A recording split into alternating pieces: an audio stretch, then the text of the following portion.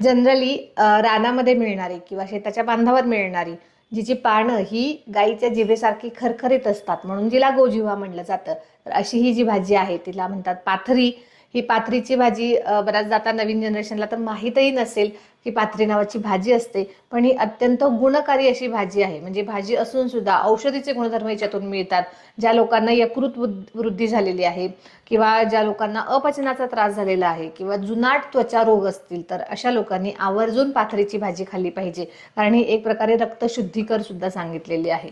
त्याचबरोबर ही पचायला थंड आहे, रेचन करणारी आहे. म्हणजे ज्यांना पोट साफ होत नसेल, मलावष्टंभ होत असेल तर अशा लोकांनी आवर्जून पाथरीची भाजी खाल्ली पाहिजे. त्यांना पोट साफ व्हायला मदत होईल, कारण त्यामध्ये भरपूर प्रमाणात फायबर्स असतात. त्याचबरोबर ज्या लोकांना खोकला झाला आहे तर ही पाथरीच्या पानांचा रस आणि थोडं ज्येष्ठ मधाचं चूर्ण आणि मध हे मिश्रण जर का घेतलं तर खोकला थांबायला मदत होते.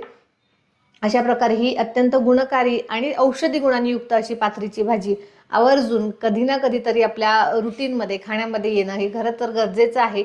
आणि लुप्त पावत चाललेल्या या भाज्यांची चवी विसरायला नकोत म्हणून तरी आवर्जून ह्या भाज्या आपण खाल्ल्या पाहिजेत.